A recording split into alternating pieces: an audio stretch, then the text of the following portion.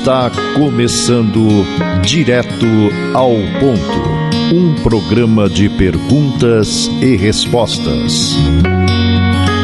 Direto ao Ponto, a sua dúvida analisada de forma lógica e equilibrada. Direto ao Ponto, uma realização do grupo Os Mensageiros. Grupos que representam a chamada ciência avançam na direção da constatação de que nossa saúde físico-mental guarda estreita relação com as emoções cultivadas por nós. Como o Espiritismo vê a questão?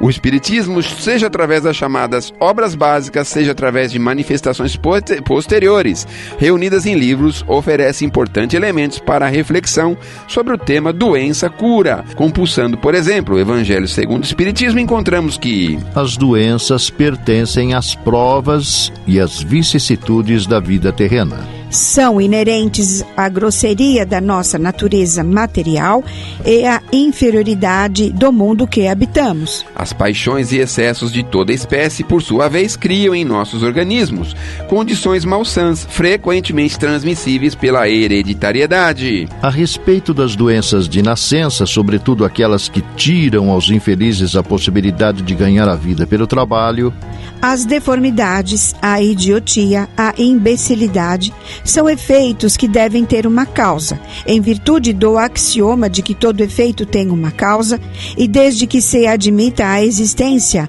de um Deus justo, essa causa deve ser justa. A causa, sendo sempre anterior ao efeito e desde que não se encontra na vida atual, é que pertence a uma existência precedente. Já através do médium Chico Xavier, o benfeitor espiritual Emmanuel, no livro Religião dos Espíritos, diz que a criatura, durante a reencarnação, elege automaticamente para si mesma grande parte das doenças que se lhe incorporam às preocupações. Mais tarde, em mensagem inserida no livro Amor e Sabedoria, de Emmanuel, explica que os estados mórbidos são reflexos ou resultantes de nossas vibrações mais íntimas. Essas doenças avisos se verificam por causa de ordem moral. Quando as advertências não prevalecem, surgem as úlceras, as nefrites, os reumatismos, as obstruções, as enxaquecas. As moléstias dificilmente curáveis, como a tuberculose, a lepra, a cegueira, a paralisia, a loucura, o câncer, são escoadouros das nossas imperfeições. A epidemia é uma prova coletiva. Já na obra Pensamento e Vida, comentando a relação mente-doença, diz: toda emoção violenta sobre o corpo é semelhante a martelada forte sobre a engrenagem da máquina sensível, e toda a aflição animalhada é como ferrugem destruidora, prejudicando-lhe o funcionamento. Sabe hoje a medicina que toda tensão mental acarreta distúrbios de importância no corpo físico. Estabelecido o conflito espiritual, quase sempre as glândulas salivares paralisam suas secreções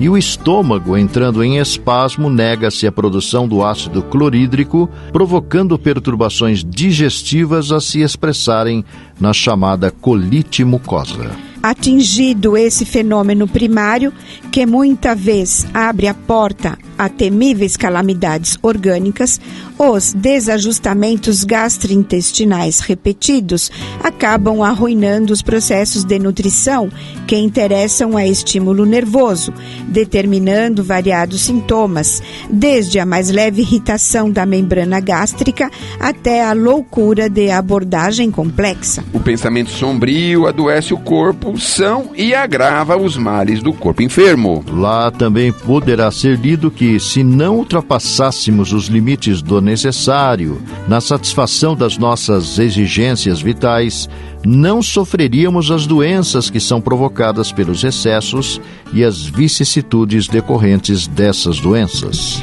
Noutra oportunidade, escreveu que, se não é aconselhável envenenar o aparelho fisiológico pela ingestão de substâncias que o aprisionem ao vício, é imperioso evitar os desregramentos da alma que lhes impõem desequilíbrios aviltantes, quais sejam aqueles auridos nas decepções e nos dissabores que adotamos por flagelo constante do campo íntimo. Cultivar melindres e desgostos, irritação e mágoa é o mesmo que semear espinheiros magnéticos, adubá-los no solo emotivo de nossa existência. É intoxicar por conta própria a tessitura da vestimenta corpórea, estragando os centros de nossa vida profunda e arrasando, consequentemente, sangue e nervos, glândulas e vísceras do corpo que a providência divina nos concede entre os homens com vistas ao desenvolvimento de nossas faculdades para a vida eterna. Por fim, o espírito André Luiz considera: as depressões criadas em nós por nós mesmos, nos domínios do abuso de nossas forças, seja rendição ao desequilíbrio, seja estabelecendo perturbações em prejuízo dos outros, plasmam nos tecidos fisiopsicossomáticos que nos constituem o veículo de expressão determinados campos de ruptura na harmonia celular. Verificada a disfunção, toda a zona atingida pelo desajustamento se torna passível de invasão microbiana.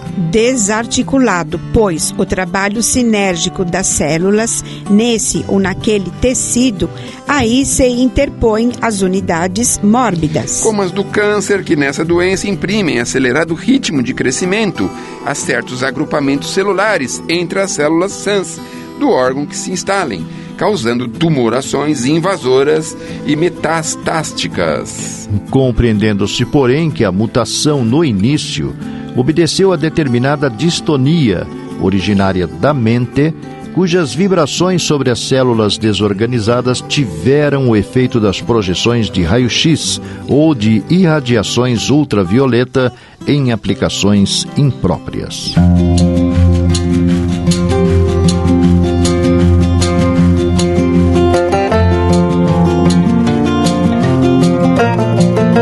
O Grupo Espírita Os Mensageiros é uma entidade dedicada à difusão da mensagem espírita, sobretudo as recebidas pelo médium Francisco Cândido Xavier, e atua de forma absolutamente gratuita, tanto no Brasil como no exterior. Publica também o jornal Os Mensageiros. O Grupo Espírita Os Mensageiros tem também o seu braço social, a AME, que mantém atividades sociais no Glicério e em Carapicuíba, além de Piedade. Venha conhecer-nos. Escreva-nos para se inteirar das demais atividades do grupo, enviando-nos sua correspondência para a Caixa Postal 522, CEP 01031 970, São Paulo, São Paulo, ou pelo endereço eletrônico mensageiros@mensageiros.org.br. Escreva, enviando-nos suas dúvidas, manifestando comentários ou opiniões. Na próxima semana, convidamos você para irmos direto ao ponto.